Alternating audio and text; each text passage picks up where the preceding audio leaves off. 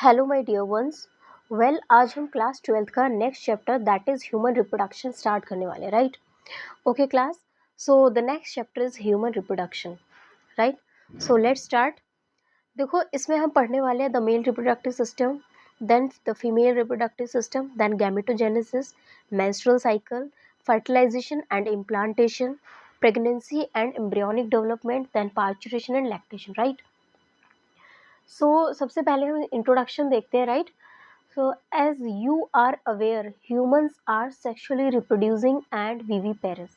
देखो, ये क्या कह रहे हैं कि अगर आप अवेयर हैं, जैसे कि आप ऑलरेडी जानते हैं जो ह्यूमंस हैं वो कैसे ऑर्गेनिज्म से जो क्या करते हैं, वो सेक्सुअली रिप्रोड्यूस करते हैं, ठीक है?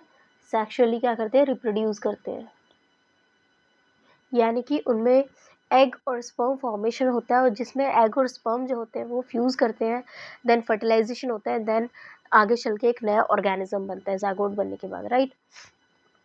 क्लियर? और साथ में क्या होता है, एक तो सेक्सुअल रिप्रोडक्शन का होता है उनमें, और ह्यूमंस में दूसरी चीज़ क्या होती है, दैट इज़ वे क्या है, वीवी पैरस का मतलब है कि वो बर्थ देते हैं यंग वंस को। किसको बर्थ देते हैं? That is young ones, right? Birds की तरह वो एग्स ले नहीं करते हैं, ह्यूमंस यंग वंस को बर्थ देते हैं, ठीक है? इसीलिए उनको क्या बोला जाता है? विवी पैरस।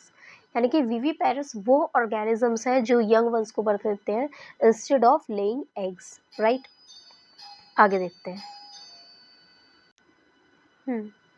आगे लिखा है the reproductive events in humans include formation of gametes, जिसको हम बोलते हैं गैमेटोजेनेसिस, जैसे कि स्पर्म्स बनता है मेल्स में एंड ओवम बनता है फीमेल्स में, ठीक है? तो अगर हम क्लास रिप्रोडक्टिव इवेंट्स की बात करते हैं तो उसमें सबसे पहला क्या आता है रिप्रोडक्टिव इवेंट्स में? दैट इज सबसे पहला आता है गैमीट फॉर्मेशन। गैमीट फॉर्मेशन का मतलब है दैट इज गैमेटोजेनेसिस, एग और स्पर्म बनना, राइट? रिप्रोडक्टिव इवेंट्स की बात करते हैं, और गैमीट फॉर्मेशन होता है after puberty in male and female, ठीक है?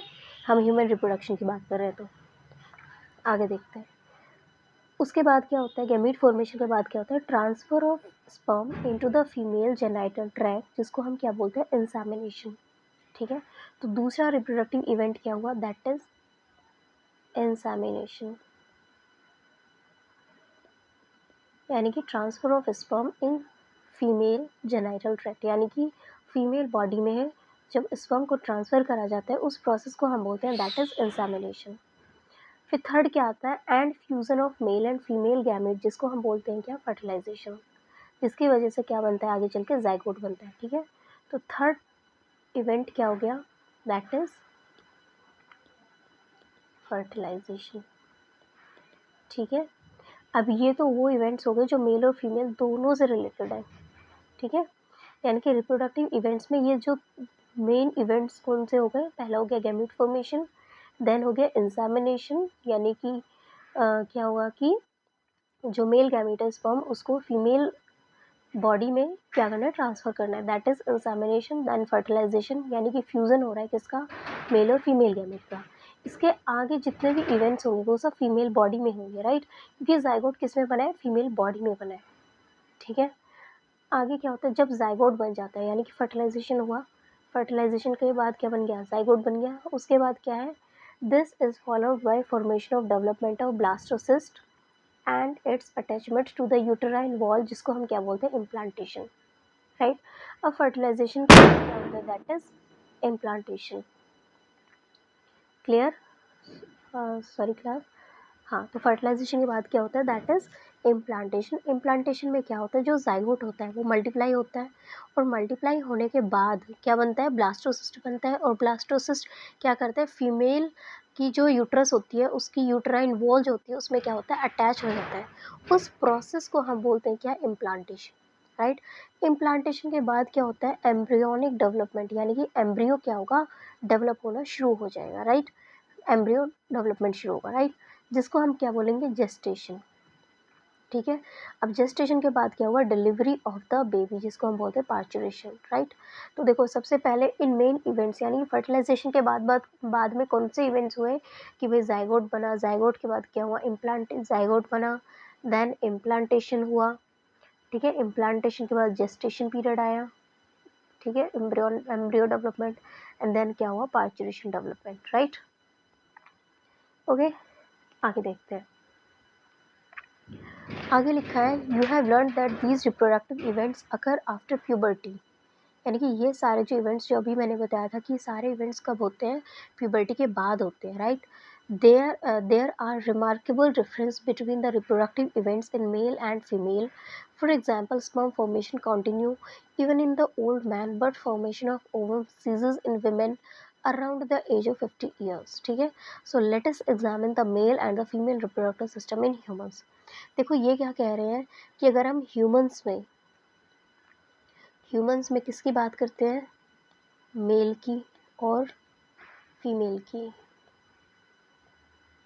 तो जो फीमेल है, फीमेल में ओवम सीज हो जाता है, यानी कि ओवम फॉर्मेशन एक सर्टेन एज तक हो जाता है, यानी कि ओवम फॉर्मेशन 50 ईयर्स पर क्या हो जाता है, अराउंड 50 ईयर्स तक सीज हो जाता है, ठीक है। जबकि जो मेल में जो स्पर्म फॉर्मेशन होता है वो थ्रू आउट लाइफ होता है, थ्रू आउट लाइफ, क्योंकि ओल्ड मैन भी क्या कर रहा है, स्पर्म रिलीज कर सकता है। सो हम इसको बोलते हैं जो स्पर्म फॉर्मेशन होता है वो थ्रू आउट लाइफ होता है in males.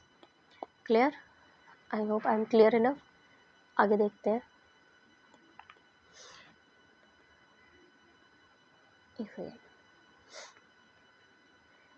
Next topic start होता है आपका, that is the male reproductive system, यानी कि हम सबसे पहला टॉपिक जो अभी तक हमने इंट्रोडक्शन किया, अब हम इसमें सबसे पहला टॉपिक क्या पढ़ने वाले हैं, that is mail reproductive system, right. अब देखो इसमें क्या लिखा है कि जो मेल रिप्रोडक्टिव सिस्टम है वो कहाँ पर लोकेटेड है, पेल्विस रीजन में लोकेटेड है, ठीक है। पेल्विस रीजन जो हमारी नाभि से काफ़ी नीचे होता है, ठीक है, दैट इज़ पेल्विस रीजन। आप डायग्राम में भी देख सकते हैं, एनसीईआरटी के डायग्राम में, राइट। हाँ, अब इसमें क्या क्या प्रेजेंट होता है, it includes a pair of testes, यानी कि टेस्टीज का पेयर प्रेजेंट होता है, जिसमें उसके साथ साथ टेस्टीज के साथ साथ क्या होते हैं, एसेसरी डक्ट्स होती हैं, ठीक है, ग्लैंड्स होती है, और क्या होता है, एक्सटर्नल जेनिटेलिया होता है, राइट।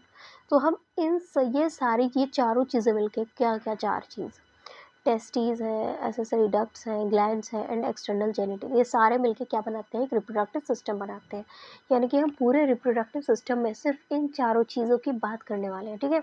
अब जो कुछ भी रिलेटेड होगा, चाहे वो हार्मोन हो तो इनमें से किसी से रिलेटेड होगा, ठीक है, कुछ भी जो रिलेटेड होगा इन चार चीज़ों से रिलेटेड होगा। तो ह्यूमन का जो मेल रिप्रोडक्टिव सिस्टम है उसमें ये चार चीज़ों के बारे में, चार ऑर्गन्स के बारे में पढ़ने वाले हैं, राइट। इसमें क्या है, टेस्टीज है, एसेसरी डक्ट्स हैं, ग्लैंड्स है, और क्या है, एक्सटर्नल जेनिटेलिया, राइट। आगे देखते हैं क्लास। तो सबसे पहले हम किसके बारे में पढ़ेंगे, टेस्टीज के बारे में। क्या लिखा है इसमें, the testes are situated outside the abdominal cavity within a pouch like structure, जिसको हम क्या बोलते हैं, स्क्रोटम। कि ये क्या कह रहे हैं, जो टेस्टीज है वो यहाँ देख सकते हैं आप, कि ये जो टेस्टीज है वो कहाँ प्रेजेंट है, एक पाउच लाइक स्ट्रक्चर में प्रेजेंट है, जो कहाँ है, बॉडी के बाहर है, ठीक है, और इसको हम क्या बोलते हैं, दैट इज स्क्रोटम, ठीक है। आगे देखते हैं। हाँ, सॉरी, आगे क्या लिखा है, the scrotum helps in maintaining the low temperature of the testes to to 2.5 degree Celsius lower than the normal internal body temperature. ये क्या कह रहे हैं कि जो हमारी नॉर्मल बॉडी का टेम्परेचर कितना होता है, that is 37 degree Celsius approx, ठीक है, थोड़ा प्लस माइनस होता है, ह्यूमन टू ह्यूमन वेरी करता है, राइट, लेकिन ये स्टैंडर्ड होता है 37 डिग्री सेल्सियस। अब ये क्या कह रहे हैं, जब टेस्टिस स्क्रोटम में प्रेजेंट होंगी तो उनका जो टेम्परेचर होगा नॉर्मल बॉडी टेम्परेचर से 2 से या 2.5 डिग्री सेल्सियस क्या होगा, कम होगा। यानी कि यहाँ पर कितना टेम्परेचर होगा, दैट इज़ या तो 35 होगा, ठीक है, 35 डिग्री सेल्सियस के आसपास होगा, ठीक है, या फिर 34.5 होगा, 34.5 होगा, वही। तो बहुत सारे स्टूडेंट सोचते हैं कि जो स्क्रोटम का टेम्परेचर वो 2 से 2.5 डिग्री सेल्सियस है, नहीं, स्क्रोटम का जो टेम्परेचर वो इतना कम है नॉर्मल बॉडी टेम्परेचर से, राइट। हाँ, आगे देखते हैं। आगे क्या लिखा है, आई थिंक क्लियर हो गई होगी आपको बात, ठीक है। आगे देखते हैं।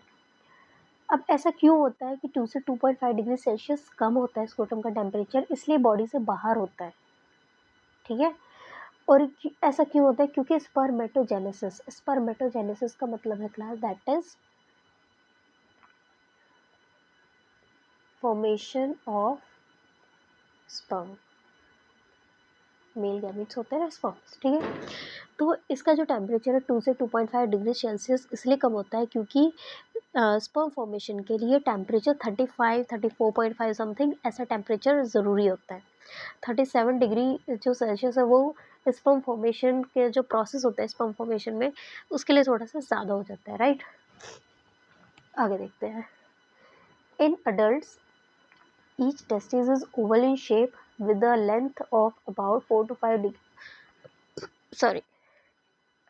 to 5 centimeter and width of about 2 to 3 centimeter, ठीक है। यानी कि इनकी जो एक अडल्ट मेल की अगर हम बात करें, यानी कि जो टेस्टिस में स्पर्म बन सकते हैं, अगर हम ऐसी टेस्टिस की बात करें तो उसकी जो विड्थ है वो होगी 2 से 3 सेंटीमीटर की, और जो लेंथ है वो 4 से 5 सेंटीमीटर की। आप इसको ऐसे याद रख सकते हैं कि विड्थ की 2 3 विड्थ 4 5 लेंथ, राइट, क्लियर। और जो टेस्टिस है वो कवर्ड होती है डेंस कवरिंग से, ठीक है। काफ़ी डेंस कवरिंग होती है, काफ़ी थिक कवरिंग होती है टेस्टिस की, उसका टेम्परेचर को मेंटेन करना होता है, राइट। हाँ, तो अभी तक हमने टेस्टिस के बारे में मेन क्या पढ़ा है कि वो सबसे पहले स्क्रोटम में प्रेजेंट होती है, ठीक है, जिसका टेम्परेचर क्या होता है 2 से 2.5 डिग्री सेल्सियस कम होता है then normal temperature, normal body temperature, right. दूसरी हमने क्या चीज़ पढ़ी है इसमें कि स्पर्मेटोजेनेसिस के लिए इंपॉर्टेंट होता है, ये तो इसमें आ गया, ठीक है। दूसरा क्या है कि जो उसकी शेप है वो कैसी है, ओवल है, ठीक है। अगर हम उसकी शेप की अगर हम बात करें तो उसकी जो लेंथ है, उसकी विड्थ पहले देख लेते हैं। उसकी जो विड्थ है, एक सेकेंड, हाँ, उसकी जो विड्थ है वो है 2 से 3 सेंटीमीटर, और जो लेंथ है 4 से 5 सेंटीमीटर, ठीक है। आगे हमने क्या पढ़ा कि उसकी डेंस कवरिंग होती है, ये नॉर्मल चीज़ है, ठीक है। आगे देखते हैं, आगे क्या लिखा है। Each testis has about 250 compartments called testicular lobules. अब ये क्या कह रहे हैं कि जैसे कितनी टेस्टिस है, 2 टेस्टिस है, ठीक है, 2 टेस्टिस है, इसको हम 1 मान लेते हैं, इसको हम 2 मान लेते हैं, ठीक है। या फिर एक मिनट रुको, हाँ, टेस्टिस है, इसको हम मान लेते हैं नंबर 2, इसको हम मान लेते हैं टेस्टिस नंबर 1, ठीक है। अगर हम एक टेस्टिस की बात करें तो हर एक टेस्टिस में कितने कंपार्टमेंट है, 250 कंपार्टमेंट है, जिसको हम क्या बोलते हैं, टेस्टिकुलर लोब्यूल्स। क्या बोलते हैं, टेस्टिकुलर लोब्यूल्स, हमने शॉर्ट में लिखा, ठीक है।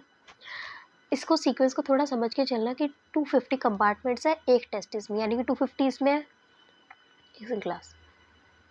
एक सेकेंड, यानी कि 250 इसमें हो गए और 250 इसमें हो गए, तो टोटल ह्यूमन मेल बॉडी में टोटल कितने कंपार्टमेंट्स हो गए टेस्टिस में, 250 प्लस 250 दैट इज 500, ठीक है।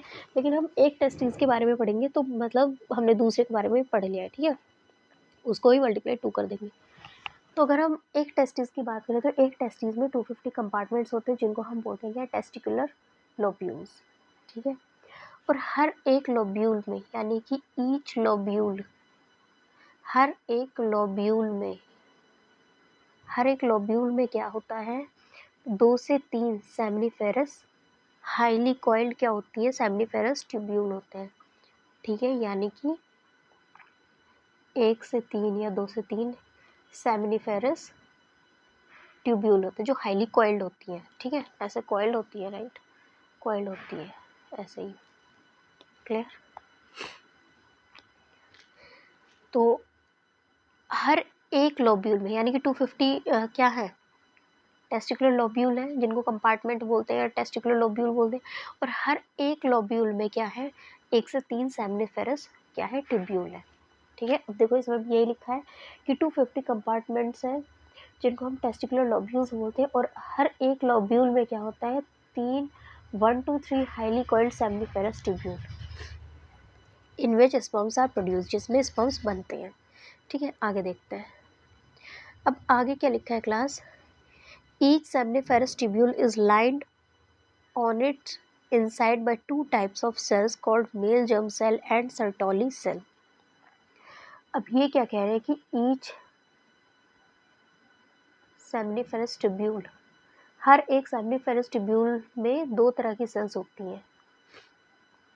ठीक है, एक होती है कौन सी, मेल जर्म सेल, ठीक है, और दूसरी क्या होती है, एक सेकंड क्लास, एक सेकंड, हाँ, दूसरी क्या होती है, दैट इज सर्टोली सेल। ठीक है, ओके। अब मेल जर्म सेल का दूसरा नाम क्या है, स्पर्मेटोगोनिया। ठीक है, यहाँ देख सकते हैं स्पर्मेटोगोनिया मेल जर्म सेल का दूसरा नाम है।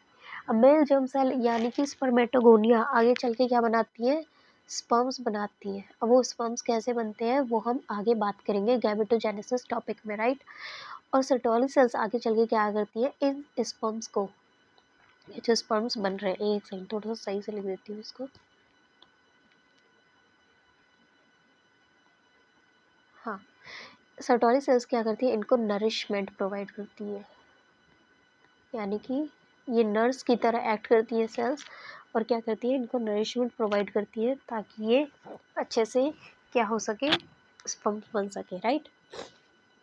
हाँ, आगे क्या लिखा है, द मेल जर्म सेल्स यानी कि स्पर्मेटोगोनिया, मेल जर्म सेल यानी कि स्पर्मेटोगोनिया अंडरगोस मियोटिक डिवीजन, ये मियोटिक डिवीजन में जाते हैं और क्या बनाते हैं, स्पर्म बनाते हैं। यानी कि मेल जर्म सेल में क्या होगा,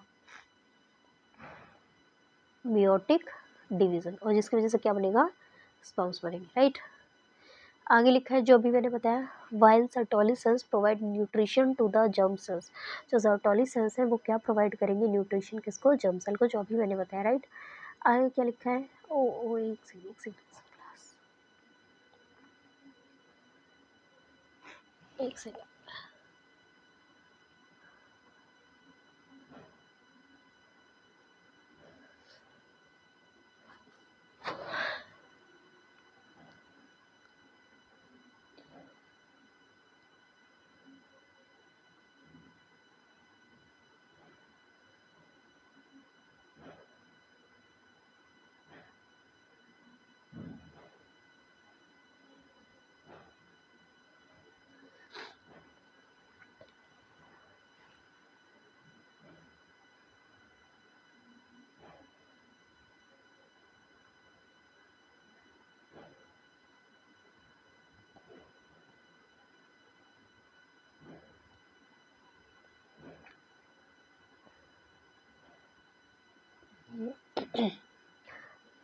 थोड़ा वो चला गया है, इट्स ओके, कोई बात नहीं है ना।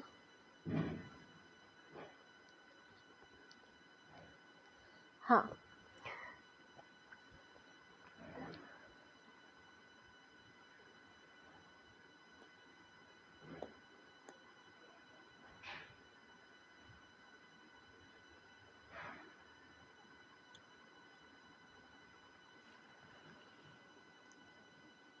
तो हमने इसमें पढ़ा था कि अभी तक हमने क्या पढ़ा कि जो मेल जर्म सेल्स हैं वो उनको क्या बोलते हैं, स्पर्मेटोगोनिया बोलते हैं, और वो आगे चल के क्या बनाते हैं, दैट इज स्पर्म्स बनाते हैं, राइट।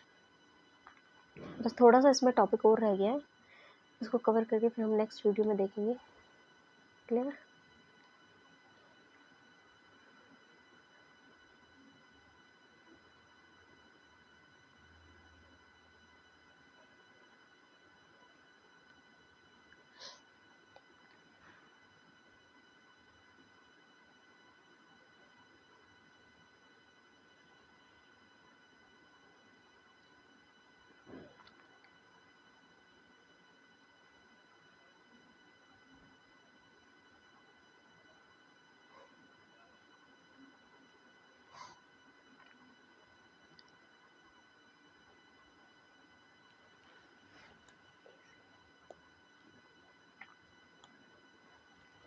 हाँ, तो हमने ये पढ़ लिया था कि जो सर्टोली सेल्स है वो न्यूट्रिशन प्रोवाइड करती है, यहाँ तक हमने क्लियर कर लिया था।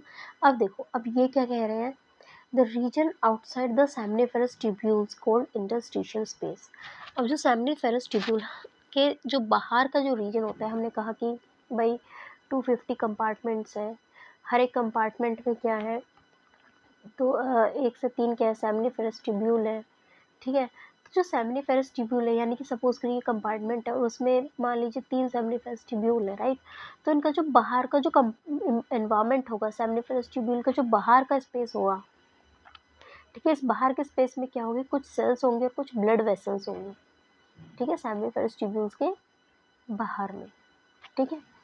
तो ये क्या कह रहे हैं कि जो सेमनिफेरस ट्यूब्यूल का जो बाहर वाला स्पेस है, इसको हम क्या बोलेंगे, इंटरस्टिशियल स्पेस, यानी कि इस स्पेस को हम क्या बोलेंगे, इंटरस्टिशियल स्पेस, ठीक है, जिसमें क्या होंगी, ब्लड वेसल्स होंगी, इसके पास क्या होंगी, ब्लड वेसल्स होंगी, प्लस क्या होंगी, इंटरस्टिशियल सेल्स होंगी, ठीक है, जिनको हम क्या बोलते हैं, इंटरस्टिशियल सेल्स को हम क्या बोलते हैं, लेडिंग सेल्स भी बोलते हैं, ठीक है।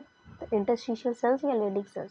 अब लेडिंग सेल्स क्या करेंगी, ये सिंथेसाइज करती है क्या, टेस्टिकुलर हार्मोन्स, जिनको हम क्या बोलते हैं, एंड्रोजन्स, ठीक है।